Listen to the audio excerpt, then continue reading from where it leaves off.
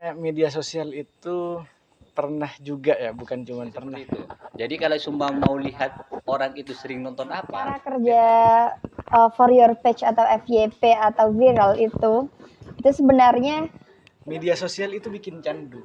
Ketika kita mendapat gimana cara menghindari konten negatif ya dengan saya patah hati, saya jatuh cinta sekaligus patah hati di waktu yang bersamaan. Yang pasti itu dalam hidup ini cuma satu, juga yaitu di perubahan. masa yang akan datang media sosial juga akan berevolusi. Kita juga jangan sampai berhenti belajar.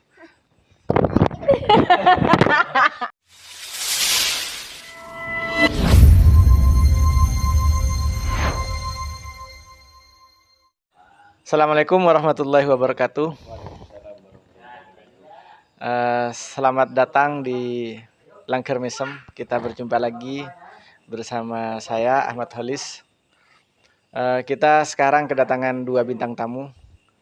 Bintang tamu yang pertama Ahmad Zainullah. Selamat datang Mas Zainullah. Bintang tamu yang kedua kita bersama Umul Khair. Selamat datang Mbak Umul Khair. Ya. Kita kali ini membahas tentang media sosial. Saya pengen tahu dulu nih, sejak kapan Mas Zain ini kenal dengan media sosial? Oke, langsung berarti ya. Ini kalau berbicara media sosial, sebenarnya sejak MA sudah mengenal Facebook. MA kelas 1 kayaknya udah mengenal Facebook. Dulu di warnet dulu. Kenal Facebook di warnet. Terus habis Facebook apa ada obrolan chatting itu juga ada, lupa. Terus ya singkat cerita kuliah di Jogja.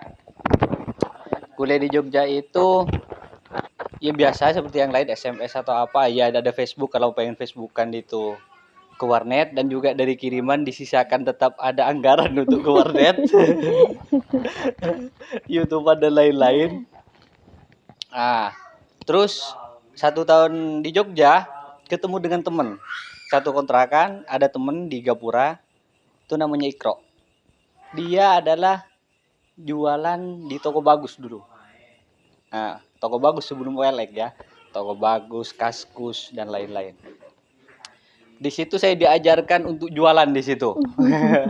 Jadi dia untuk jualan barang-barang bekas atau apa dijual. Jadi seperti sendal udah nggak kepake, stiker udah nggak kepake, atau apa udah nggak kepake, itu dijual di sana. Akhirnya ikut dulu belajar. Akhirnya walaupun apa yang saya udah dianggurin, diposting di Toko Bagus, ya gan-gan lah.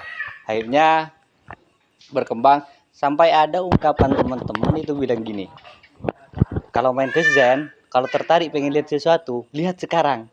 Jangan-jangan kalau kamu kesini lagi udah nggak ada ya. Dijual udah dijual ya. Jangan-jangan udah dijual. Dan bahkan HP pun dulu, mungkin HP itu paling lama dulu 24 jam pegang HP. Kenapa? Karena cari HP yang murah, yang baru, yang mungkin 1 bulan pakai itu masih garansi panjang, dibeli, dijual lagi. Dijual lagi. Jadi umur HP ku dulu itu cuma 24 jam. Habis itu besok malam nongkrong dengan teman, itu beda lagi. Jadi lebih banyak jualan. di soal jualan di situ. Terus soal jualan, akhirnya sampai sekarang teman-teman itu panggil saya Gan ya kan, dulu barang masih ready Gan, atau barang masih Gan. Akhirnya sampai sekarang masih Gan. Ini proses di media sosial di jualan. Habis itu tiba-tiba ketemu di English Cafe. Di situ juga media sosial digunakan untuk marketing. Baik itu dari pertama Facebook, grup-grup Facebook apa, sampai ke Instagram, terus dulu pet apa. Kayaknya semua media sosial dulu dibuat jualan olehku. Saya dari itu di YouTube dulu ada dengan Ikro itu juga jalan-jalan.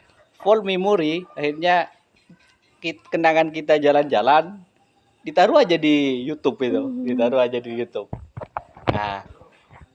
untuk media sosial, jadi ya sebenarnya banyak sih kegunaannya. Tapi yang sampai sekarang media sosial itu lebih banyak manfaatnya jualan penghasilan daripada saya. Mungkin singkat cerita tentang media sosial di situ. Tapi yang lain juga banyak, tapi yang sering kecebur di media sosial tentang dijual aja. Kalau pengalaman Mbak Umul Khair nih gimana? Soalnya kan kayaknya nih pegiat media sosial ya. Oke, oke. Sebenarnya kayaknya lebih senior deh kalau ngomongin sosial media.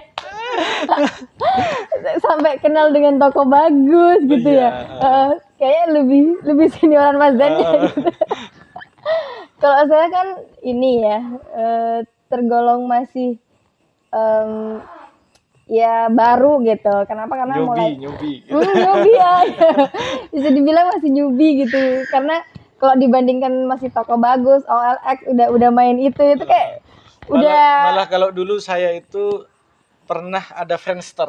Sebelum gitu. Facebook ada Friendster. Ya, Oh jadi sebenarnya lebih senior Masnya kan? iya.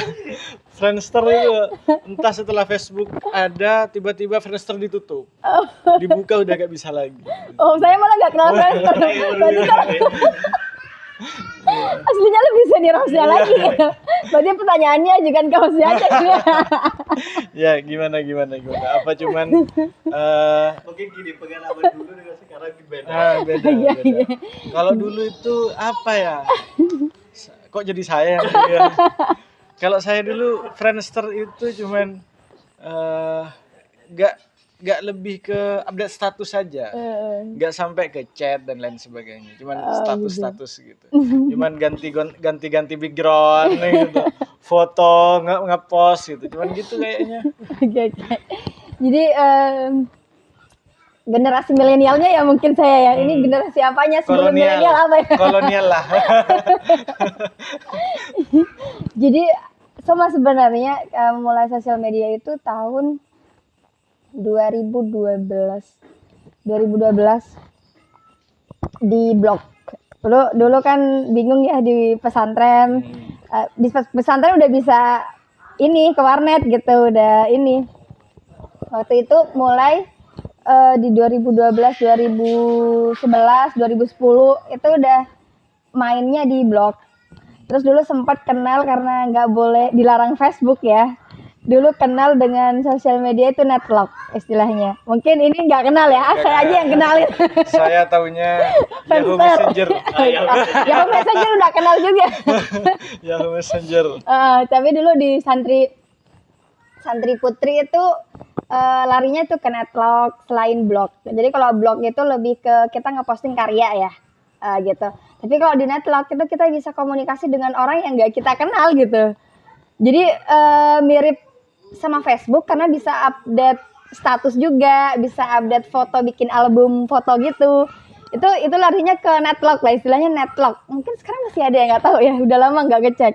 Sejak keluar dari pesantren lama nggak ngecek. Tapi dulu sampai bikin profil-profil gitu tuh persis lah kayak Facebook. Berarti ada percakapannya ya? Ada, bisa, ya persis kayak Facebook, cuma bedanya dia di desainnya aja gitu. Itu kenalnya di netlog gitu. Terus ya udah itu 2010, 2011, 2012 itu mulainya di situ kalau sosial media. Mainnya netlog, Yahoo Messenger, mungkin ya biasa di pesantren Gmail gitu. Tapi sebenarnya sebelum itu saya udah kenal Facebook itu sebelum 2010 itu udah kenal gitu. Waktu masih zaman SMP, MTS itu seusia itu udah kenal gitu. Udah main, tapi mainnya mungkin cuma di Facebook aja. Terus ke pesantren karena kita cari pelarian ya. Biasa ya namanya santri gitu cari jalan keluar.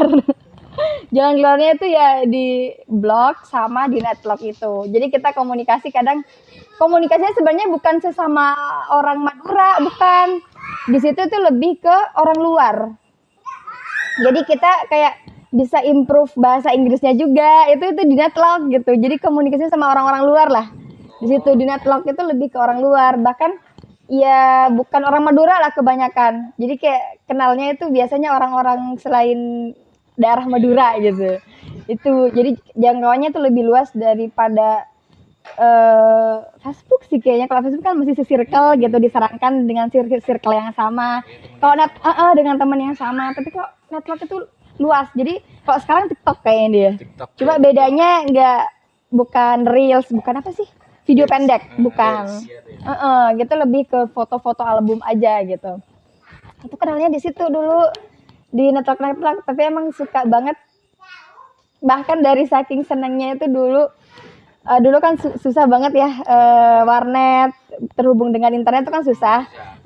Jadi dulu saya sampai bela-belain di sini kan adanya warnet itu di daerah Batang-Batang ke sana gitu ya. Ke barat itu saya sampai nyari gitu dari saking candunya ke internet.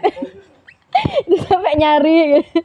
Jadi pelarian ya emang kayak ngerasa wah ini kayak punya dunia lain gitu ngerasanya gitu. Dunia baru.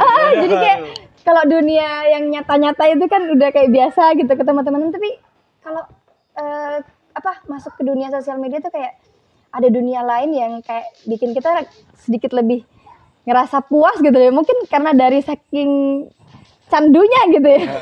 Jadi kayak puas aja gitu berselancar di sosial media gitu sampai kayak gitu ada rasa candu buat kalau nggak koran nggak enak gitu. Iya. Sampai ngerasa kayak gitu. Itu. Tapi kan akhir-akhir ini kayaknya media sosial itu pernah juga ya, bukan cuma pernah ya.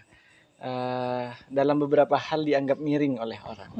Entahlah dia dijadikan alat sebagai untuk seleweng dari pasangannya, atau juga terkadang untuk pamer. Kan kadang banyak yang sekarang ya pamer badan gitu, pokoknya body jual body gitu demi sekedar mencari followers, ya macam-macam lah.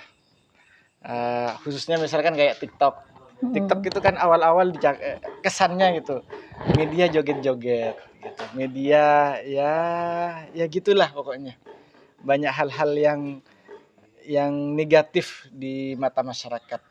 Terus kalau menurut kalian itu gimana menghadapi hal-hal yang seperti itu? Berarti kan ketika kita bermain dengan media sosial, otomatis kita juga kan masuk di situ gitu.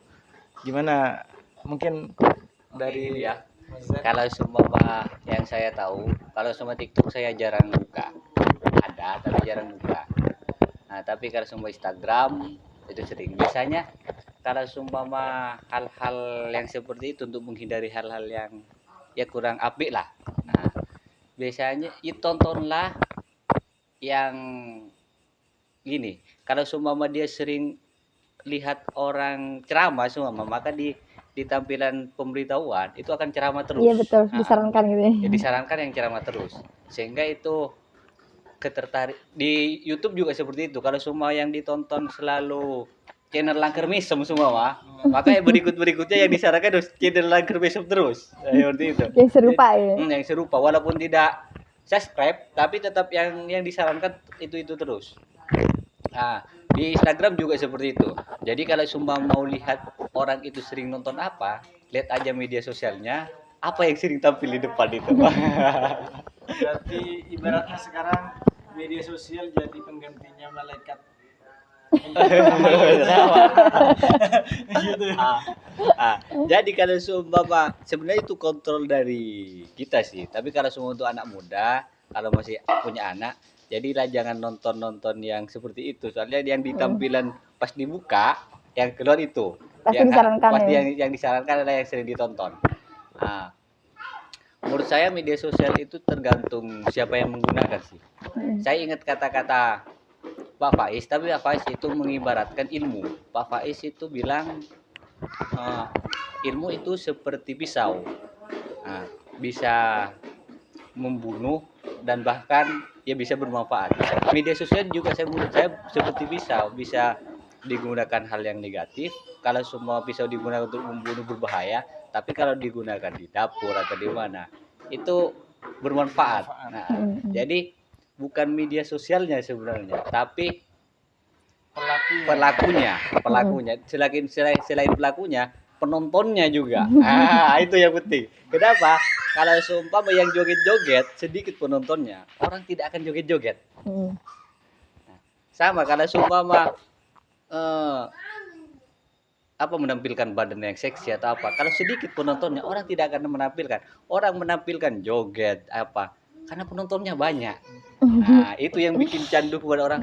Gimana saya untuk pengen viral atau pengen banyak penonton, pengen banyak follower atau apa itu. Jadi, ya kalau seumpama menghindari itu, kalau semua mayoritas sudah banyak, kita jangan mengikuti itu kalau mau menghindari itu. Itu aja sih. Aslinya emang ini sih cara kerja for your page atau FYP atau viral itu sebenarnya kita cukup tidak bereaksi apapun maka video itu tidak akan peluangnya tidak akan tinggi untuk disarankan gitu. Karena kalau di TikTok itu kan cara mainnya sekali kita posting maka postingan kita itu akan disarankan kepada 20 orang pertama. Itu sistemnya itu yang menyarankan gitu. Jadi 20 orang pertama itu melihat reaksinya. Dari 20 orang pertama ini gimana gitu. Misalkan ada yang like ataupun yang dislike ataupun yang komen atau yang nge-save, itu otomatis akan disarankan lagi gitu kepada 100 orang lagi. Jadi semakin banyak lagi akan disarankan lagi kepada 1000 orang lagi gitu. Jadi emang cara kerjanya begitu. Entah di TikTok ataupun di short. Jadi kalau di YouTube itu ada short ya. Jadi YouTube, di Instagram, ya, semuanya kayaknya udah ada. jadi udah ada video pendeknya semuanya kayak nyesain ya dulu nggak ada. Dulu nggak Jadi, ada TikTok. Berarti sekarang menyesuaikan ke TikTok deh kayaknya. Bahkan Facebook ada juga kayaknya. Iya, besok ada. Jadi kayak semuanya menyesuaikan ke TikTok karena banyak ini ya. Cepat banget sih emang kalau TikTok cara kerjanya itu. Nah itu, jadi kita cukup tidak bereaksi apapun. Bahkan kalau itu kontennya, sekalipun kontennya bikin kita kayak geli pengen komen atau pengen hate speech gitu, itu kita nggak perlu bereaksi apapun gitu. Lewatin aja gitu. Jadi kalau konten negatif ya udah kita tidak perlu bereaksi apapun, maka tidak akan besar peluangnya untuk orang-orang sarankan ke yang lain gitu. Jadi cukup diam saja gitu atau di skip aja. Jadi kalau ada konten yang memang kita nggak seneng, nggak usah kita hate speech, nggak usah komen negatif atau mungkin kita nggak dislike sekalipun, itu nggak perlu. Nah, berarti gini. Berarti kalau seumpama ada hal-hal yang menurut kita nggak baik, itu biarin aja. Soalnya kan kejadian gini, ada ibu-ibu yang mandi lumpur. Pernah tahu Iya nggak? sering sih di TikTok kayaknya. Itu kan ada ibu-ibu yang mandi lumpur dan itu. Nah, terus Nggak cuma ibu-ibu sih, bapak-bapak udah ada sekarang. iya, Kayak gitu. kan seperti itu karena banyak penontonnya, banyak yang komen walaupun negatif, tapi tetap menghasilkan apa singa atau apa dan lain-lain. Iya betul. Nah, Dapat gift gitu ya. dapat gift. Akhirnya dari situ kan banyak yang niru. Nah, sehingga itu kan hal-hal yang meskipun sekarang kalau semua ada yang seperti itu nggak lama akan di-banned. Jadi diam saja. Diem aja gitu, kita nggak perlu. Nggak perlu nggak komen. Jadi juga kita gimana sih caranya support orang yang paham aja sih sebenarnya yang bisa melakukan ini gitu. Ya, Jadi juga biar orang-orang tahu. Iya. Tapi kan itu sebagai penonton gitu ya. Masalahnya kan seperti kalau kembali tadi gitu ke omongannya Mbak Umul ini, media sosial itu bikin candu. Ketika kita mendapat like gitu. Jadi kita pengen dapat melakukan reaksi lebih gitu ya. gitu. Pengen melakukan yang lebih gitu. Contohnya kemarin kan media sosial itu sampai ada hanya demi konten mereka menghadang truk gitu sampai kena tabrak gitu. Itu kan sebenarnya kepuasan gitu ya. Ketika melihat sebelumnya mendapat reaksi yang baik, merasa pengen dapat followers yang lebih, pengen dapat like yang lebih gitu. Untuk mengedukasi anak muda yang seperti itu, kira-kira biar gak kecanduan biar gak konten kecanduan ya, biar gak kecanduan like, biar gak kecanduan. Aslinya edukasi dunia digital itu sebenarnya sudah lama dilakukan oleh Kominfo. Jadi saya juga sempat jadi pengisinya ya kemarin di tahun 2021 ya kalau nggak salah. Itu gencar-gencarnya karena waktu itu lagi musim COVID, otomatis edukasi secara daring. Jadi melalui Zoom gitu, Zoom meeting, dan itu sudah digencarkan sama Kominfo dari tahun itu, bahkan sampai sekarang kayaknya udah luring. Saya memperhatikan gitu kayak luring edukasi dunia digital. Bahkan di situ ada edukasi kayak penipuan online bagaimana cara menghindarinya, terus banyak sekali edukasi seputar dunia digital gitu. Dan emang kembali lagi sebenarnya mau nggak mau karena kita harus hidup berdampingan dengan dunia digital gitu. Kita tidak bisa menghindari gitu. Kita tidak bisa kemudian mundur. Bahkan sekarang bapak-bapak udah banyak toh menggunakan WhatsApp untuk komunikasi, udah nggak lagi ke komunikasi yang melalui telepon secara manual gitu kan, udah banyak yang beralih ke WhatsApp gitu. Bapak-bapak bahkan yang mereka awalnya gaptek dan mau nggak mau harus ya beradaptasi gitu. Bahkan di dunia pendidikan ya sekarang kurikulum, penilaian dan lain-lain itu sekarang sudah menggunakan dunia digital. Bahkan kalau dulu menggunakan paper, sekarang udah paperless. Kan kayak gitu ya. Jadi kita emang nggak mau harus terjun ke dunia digital gitu loh.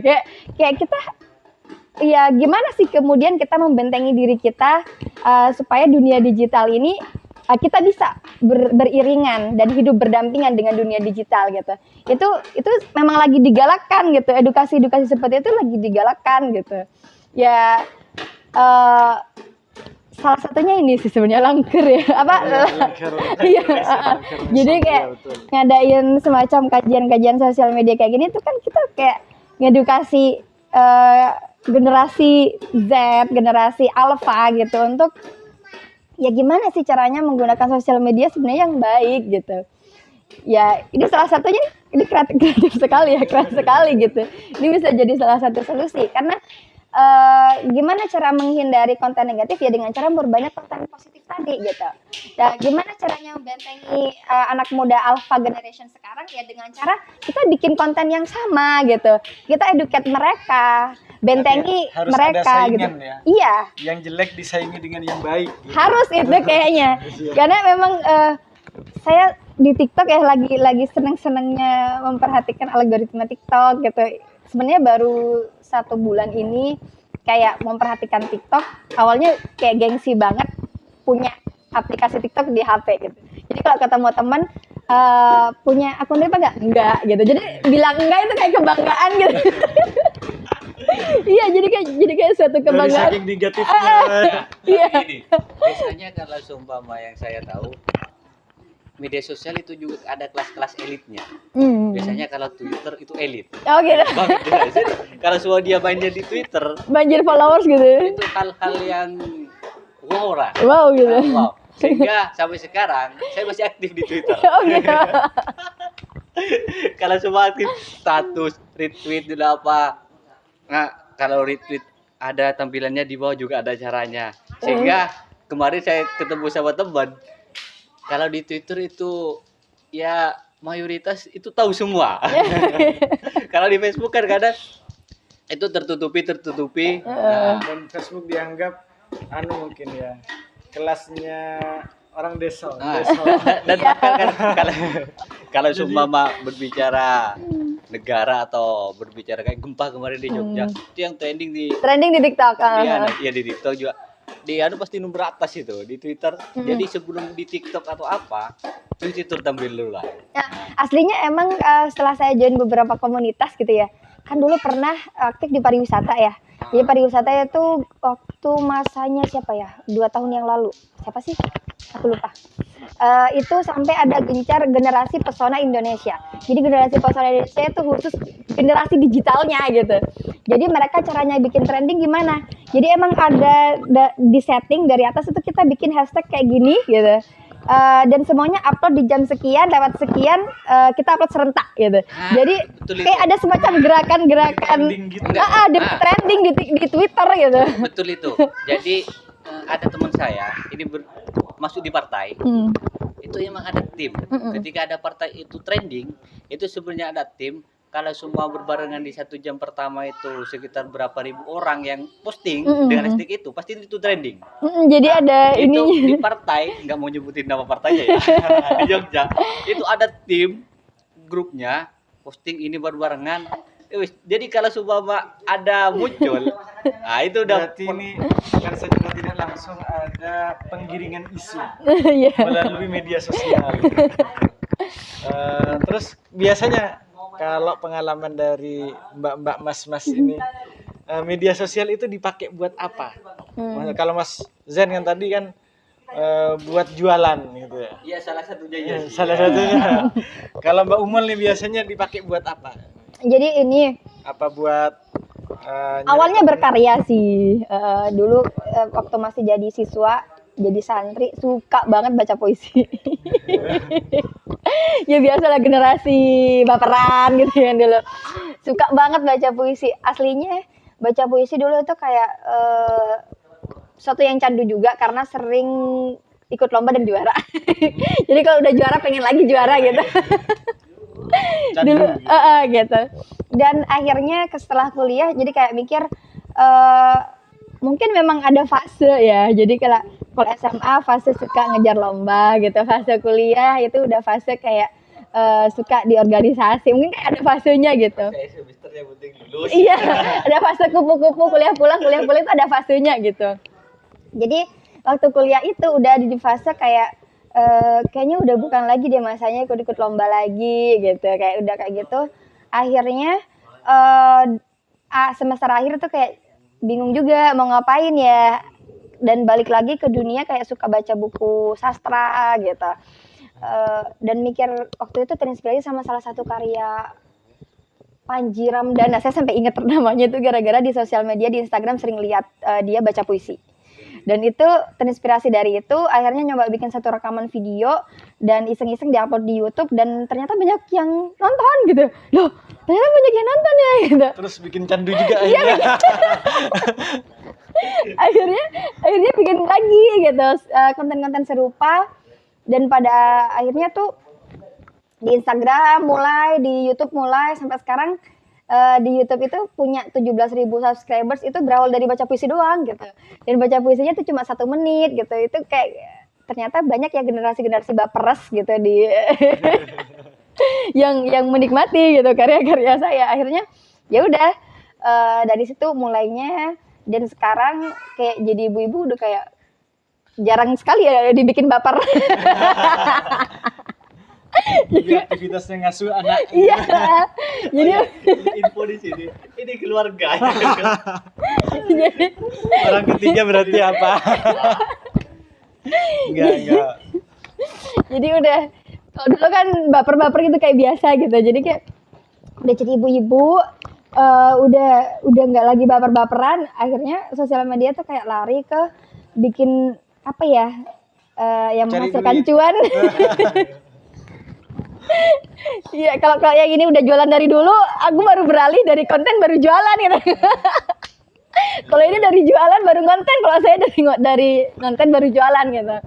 Jadi akhirnya kayak bingung juga mau ngapain di sosial media, karena emang udah seneng aja gitu berselancar di sosial media. Kayak gimana caranya jadi ibu-ibu tapi juga bisa memanfaatkan waktu selain ngasuh anak juga berpenghasilan gitu. Akhirnya 1 bulan terakhir ini udah fokus di sosial media TikTok. Meskipun sebenarnya udah fokus jualan di Shopee. Nggak fokus juga sih ya. Jadi sampingan gitu maksudnya. Pokoknya di mana aja yang menghasilkan, di situ kita ambil peluang. Aslinya baru sebulan ini fokus kayak memahami algoritma TikTok gitu. Gimana sih caranya, kepo juga orang-orang jualan di TikTok tuh kayak sampai menghasilkan banyak sekali apa tuh namanya resi gitu, kayak ngupload resi bertumpuk-tumpuk. Itu kayak saya kepo gitu, gimana sih cara kerjanya TikTok ini gitu. Akhirnya nyoba dengan tidak sengaja jualan melati palsu. Gitu. Aslinya bikin melati palsu itu idenya karena kepepet. Jadi kalau kepepet biasanya kan otak mulai jalan gitu. Kalau dulu dapat klien mau make up 6 orang mau pakai melati palsu premium semua. Sedangkan kalau beli melati palsu premiumnya sekitar 3 jutaan per orang. Jadi kalikan 6. 6 kali 3 berapa? 18 juta. Ya, segitulah. Iya, segitulah. Kita agak lulus. Jadi udah mulai mikir, meras otak gimana caranya meminimalisir pengeluaran tapi orang tetap puas dengan make up-nya gitu, dengan aksesorisnya gitu. Akhirnya nyoba eksperimen, cari-cari juga ya, karena emang kita dari mana sih sekarang mudah sekali dapat ilmu ya. Mudah banget dapat ilmu, jadi bisa berguru kepada sosial media Mudah aslinya. dapat ilmu, juga mudah lupa. juga tertipu. Kadang ada tutorial apa gitu gak jadi. Iya, jadi tutorial yang file-file itu banyak banget. Iya. Karena emang mungkin di setting kali ya, mereka bikin tutorial yang resepnya ada beberapa resep yang mungkin disembunyikan gitu kali ya, aku nggak ngerti. Tapi banyak validnya juga, akhirnya bikin Melati valid gitu, sampai akhirnya disukses gitu. Bikin Melati kayak berhasil karena gabut ngeronce Melati sambil nge-live. Live di TikTok. Iya, aslinya gabut gitu. Ngeronce gitu, duduk terus kan capek juga. Ngapain ini gitu ya. Jadi pas anak tidur aku nge-live sambil ngeronce. Kok banyak yang komen? Banyak yang nanya juga. Banyak yang nanya, ini harganya berapa? Kalau pesen ini gimana? Akhirnya terinspirasi dari situ, dan jualannya di situ. Dan lumayan. Kalau misalkan ya lumayan gitu. lumayan banget itu, bisa menghasilkan cuan. Dan ternyata kerja TikTok itu kayak cepat dibandingkan mungkin kayak Shopee atau Tokopedia atau ya marketplace lain. Itu kayak cara kerjanya TikTok tuh cepet banget. Makanya saya kayak memahami algoritma TikTok tuh kayak wow. Tapi kita tuh juga kayak di setting, jadi kayak robot. Jadi misalkan TikTok tuh punya sistem, ada beberapa hal yang perlu dihindari agar terhindar dari pelanggaran misalnya. Jadi itu kita kayak robot gitu. TikTok tuh udah punya sistem, kita tinggal ngikutin gitu. Jadi kalau mau jualan di TikTok pengen laku, berarti kita harus live 24 jam misalnya. Jadi TikTok tuh kayak punya sistem yang memang harus kita ikuti gitu. Kalau di Shopee kan ya udah kita upload aja gitu kan ya. Tapi nunggu laku selesai gitu. Tapi kalau di TikTok itu emang cara kerjanya cepet. Karena cepet itu mungkin si TikTok tuh kayak punya sistem sendiri gitu. Bahkan ngupload anak kecil tuh nggak boleh kalau ada keranjang kuningnya. Karena dia di bawah 13 tahun. Kan minimal untuk punya email kan 13 tahun ya sekarang ya. Jadi kalau nggak sampai 13 tahun maka kontennya itu di-ban, diblokir. Bahkan di TikTok tuh nggak boleh ngupload, misal kita mau unboxing barang, terus ada alamat yang tertera dan di video itu kelihatan, itu nggak boleh. Videonya langsung di-ban gitu. Itu kayak sistemnya itu kayak udah disempurnakan mungkin ya, gara-gara dulunya setiap orang kalau terlihat punya akun TikTok tuh kayak gimana gitu ya. Bahkan saya sendiri dulu kalau punya aplikasi itu kayak alergi, nggak punya, gitu aja kayak bangga banget udah mulai berevolusi gitu. Gitu, jadi kayak membenahi, kan sempat diblokir sama Kominfo ya. Jadi kalau dari cerita bintang tamu keduanya ini, kayaknya memang sebenarnya media sosial itu lebih banyak positifnya sebenarnya kalau kita bisa menggunakan gitu ya. Kalau kita bisa mengkontrol, kalau kita punya tujuan tertentu. Gitu. Kalau tujuannya pengen penggalangan massa bisa juga, jualan bisa juga, nipu juga bisa juga sebenarnya. Bisa, saya sempat ketipu loh. Mau cerita nih pengalaman ketipunya nih. Ya, mungkin punya tips-tips nih. Kita kan pastilah bersentuhan dengan mau nyari barang aja terkadang kita cari di media sosial. Gimana biar kita itu ya terhindar dari hal-hal yang tidak diinginkan. Aslinya saya pernah ketipu. Ketipunya itu enggak 100.000, 200.000 gitu. Waktu itu sempat bikin puisi. Saya saya jatuh cinta sekaligus patah hati di waktu yang bersamaan. Jadi masih puitisnya ada saat sakit hati beli gaun tapi jadi beli gaun waktu itu gaun pengantin ya. Entah kenapa kok kayak tergiring pengen beli gitu. Padahal dulu udah kayak aware banget gitu, kayak aware banget kalau beli barang itu nggak boleh di sosial media yang tidak ada media ketiganya gitu. Jadi kayak misalnya beli melalui WhatsApp atau beli melalui Instagram, itu kan nggak ada media ketiga ya. Nah, jadi duit kita langsung ditransfer ke si penjual gitu, jadi nggak ada pihak ketiga. Jadi kalau di Shopee, Tokopedia, atau mungkin TikTok itu kan ada pihak ketiga yang menahan duit kita untuk sampai ke penjual gitu. Jadi dulu tuh kayak ada tergoda beli gaun itu di Instagram. Jadi emang sebenarnya banyak kasus ya, kalau di Instagram banyak kasus gitu. Entah kenapa kayak di batin langsung bilang gini, kalau rezeki aku dapat, kalau nggak rezeki ya udah gitu. Jadi kayak ada keikhlasan gitu. Mungkin udah digiring ikhlas kali ya. Di media sosial ya. Tapi di marketplace pun terkadang ada penipuan yang serupa. Cuman ada aja akal bulusnya itu. Ya, tapi Misalkan ini sekarang sih kayaknya marketplace udah banyak yang berbenah ya, eh, agar tidak banyak korbannya sebenarnya. Jadi kalau di Shopee sekarang mau ngirim nomor WhatsApp aja udah nggak bisa. oh iya, iya. Jadi udah bahkan di deskripsi kalau misalkan kita ngasih apa ya, pihak ketiga lah istilahnya diarahkan kemana di deskripsi misalkan kita upload produk di bawahnya tuh ada deskripsi yang mengarahkan ke pihak yang lain gitu, platform lain gitu, itu udah diblokir produknya gitu. Itu kayak emang beberapa marketplace itu udah kayak membenahi gitu. Bahkan di TikTok juga nggak disarankan untuk ke pihak di luar TikTok misalnya gitu. Itu udah kayak ada pembenahan kayak gitu. Dan wajar sekarang udah generasi keberapa ini ya? Maksudnya udah ini kan dunia digital kan kayak udah mulai banyak yang menggunakannya, udah banyak orang yang berbenah sistemnya gitu. Kan udah lama nih sosial media maksudnya, udah lama gitu dunia digital ada gitu. Jadi kayak udah mulai banyak yang teredukasi juga, dan anak mudanya juga udah banyak yang teredukasi saya pikir, dan orang-orang yang mengerti juga udah banyak mengedukasi gitu, orang-orang yang di bawahnya, anak-anak generasi sekarang itu udah banyak yang mengedukasi gitu. Jadi kayak bahkan TikTok sekalipun yang dulunya hanya platform kayak gitu udah mulai berbenah gitu. Jadi kan kayak sekarang kalau mau belanja yang aman aja ya udah kita pakai pihak ketiga, dan kita harus pintar juga. Jadi bahkan banyak juga sebenarnya yang ketipu di TikTok gitu. Mungkin kita harus cek dulu, cross check dulu ini banyak yang beli atau tidak. Terus ini penilaiannya bagaimana. Jadi harus jadi smart buyer juga gitu ya. Terus ini penilaian tokonya gimana, bintang 3 ke bawah atau bintang 3 ke atas. Jadi emang harus jadi smart buyer. Bagi saya sendiri yang sering kali belanja di TikTok ataupun di marketplace lain, itu kayak merupakan sesuatu yang lebih lelah daripada belanja asli gitu ya.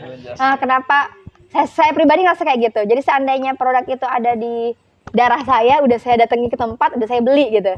Cuman Tapi sayangnya di daerah langsung lebih mahal. bukan masalah lebih mahalnya sih sebenarnya. Selain lebih mahal, tapi juga nggak lengkap ya. Nah, jadi kalau di ini kan lebih lengkap gitu. Jadi kita mau pilih apa aja, mau beli apa aja, dari daerah mana aja, kita kan bisa beli gitu. Tapi kalau di daerah sini kan yang produknya hanya ada di daerah sini kan belum tentu ada di daerah yang lain gitu. Karena di daerah lain yang ada di sini nggak ada, maka saya jangkau yang daerah terjauh gitu. Jadi hanya karena nggak ada gitu. Sebenarnya seandainya ada, kita pengennya langsung datang ke tempat langsung, lihat barangnya langsung, udah jelas. Aku pengen beli ini jelas gitu. Tapi kalau di marketplace itu kita harus cari tokonya gimana, ini satu toko nggak, 5 barang ini satu toko nggak gitu. Jadi kalau nggak satu toko kan nggak gratis ongkir gitu. Jadi masih harus mikirnya ke sana. Kalau nggak satu toko potongan diskonnya nggak gede nih gitu. Kalau nggak satu toko nih, kira-kira nih barang yang ini di toko ini bagus nggak penilaiannya. Kalau di toko ini ternyata lebih bagus nih penilaiannya. Jadi ada banyak sekali faktor yang harus dipertimbangkan. Kalau belanja online rasanya lebih capek daripada belanja langsung gitu loh. Lagi disarankan yang baru yang tertarik lagi ya. Nah itu, jadi kayak ini nih kamu kayaknya tak cari mikrofon nih gitu misalnya. Jadi nanti disarankan lagi di bawahnya mikrofon. Oh iya ya, mikrofon kayak gini lebih bagus nih. Mikrofon ini nah gitu. Jadi kayak selesai jadi. gitu. Jadi rasanya sebenarnya lebih capek meskipun satu sisi menghemat waktu.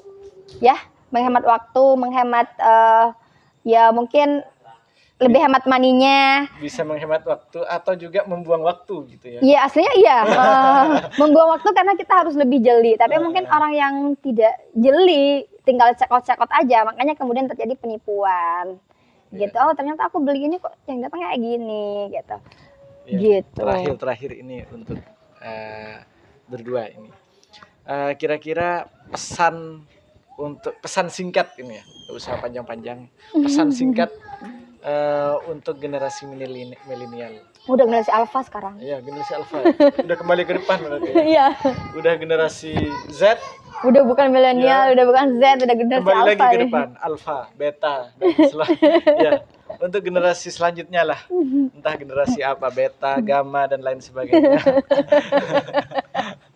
Ya, silakan pesan singkat. Mbak Umul? Pesan singkat apa ya? Senyatanya perkembangan dunia digital itu tidak akan pernah selesai sekarang gitu ya. Pasti akan selalu ada. Dulu katanya jerapah itu katanya makannya di bawah karena persediaan makanan itu masih banyak. Tapi kemudian dengan seiring berjalannya zaman maka leher jerapah itu semakin meninggi karena persediaan makanannya itu ada di atas gitu. Jadi maka akan selalu bergeser sebenarnya perkembangan zaman itu. Maka dunia digital itu tidak akan pernah selesai sekarang. Bahkan nanti mungkin akan ada perkembangan yang mungkin unpredictable ya. Kita mungkin akan ada di luar nalar kita. Dan dengan segala perkembangan menurut saya kita tidak semestinya menutup telinga atau menutup mata untuk menerima perkembangan yang ada. Karena nyatanya segala perkembangan itu tidak sekedar negatif yang tersedia gitu. Perkembangan itu tidak sekedar perkembangan yang negatif yang terjadi, maka kemudian banyak sekali perkembangan positif yang mungkin bisa kita ambil, hanya bagaimana cara kita mengedukasi atau membentengi manusianya, pelakunya gitu ya. Jadi ya dengan cara mengedukasi orang-orangnya, pelakunya, bahwa sebenarnya perkembangan ini bisa kita manfaatkan dan bisa kita ambil hal-hal positifnya di samping hal negatifnya yang memang mungkin wajib kayaknya harus kita hindari deh. Ya gitu, kalau mau nonton, kalau di dunia digital sekarang mungkin kalau konten-konten negatifnya yang tersedia, maka gimana sih caranya menghindari konten negatif itu dengan cara memperbanyak konten-konten positif, kita aktif berperan di dalamnya gitu. Jadi kita sebagai konten kreator juga tidak sekedar menjadi penumpang kemana arahnya sopir berlari, maka kita juga harus menjadi sopir kemana di dalamnya, kemana arah tujuan nantinya gitu, muaranya nanti gitu, kita juga harus menjadi sopirnya kayak gitu. Jadi jangan hanya sekedar menjadi penumpang, tapi juga harus menjadi sopirnya, mengambil opportunity-nya gitu, kesempatannya gitu. Oke, dan dari saya gini. Aduh, coba ya.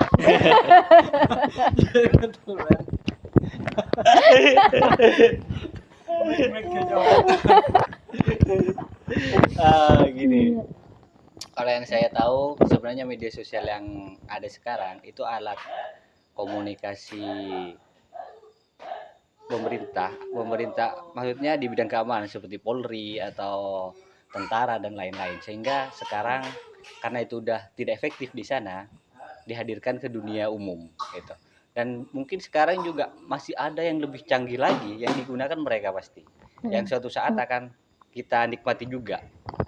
Selain dari itu, benar tadi, sebenarnya kita benar seumpama di Islam itu kalau semua kita belajar dari baru lahir sampai meninggal, sebenarnya itu adalah tuntutan untuk kita belajar terus. Kalau sumpah kita nggak belajar, mungkin kita ketinggalan. Oke, kita bisa ngerti sekarang media sosial seperti ini, tapi kalau kita berhenti belajar di hari tua, kita belum tentu loh tahu apa yang kalau tidak belajar. Nah, selain dari itu juga ada apa namanya, apa lupa kok jadi yang pasti kan ada kata yang pasti itu dalam hidup ini cuma satu, yaitu perubahan. Nah, dan ini pasti berubah terus. Tinggal kita ikuti perubahan, ambillah yang negatif, ambillah yang positif, dan buanglah yang negatif. Kalau sumpama kata Sunan Kalijaga itu, kita boleh mengalir, tapi jangan langsung mengalir begitu saja. Ada kalanya kita berbegok sedikit tapi ikuti aliran sungai itu. Seperti itu. Mungkin itu aja sih dari saya. Penutupnya apa ya biar keren ya? Sehingga ada kata-kata itu pada Kang Maman. Ini. Tulen itu ya. Itu. Potong nih kita sana. Ini penutupnya ini. Yeay. Ayo tutup. Ayo, terakhir mau ditutup. Baik pemirsa. Baik, itu pesan-pesan ya, pesan-pesan singkat. Cium, cium, cium, cium. Udah capek mainnya?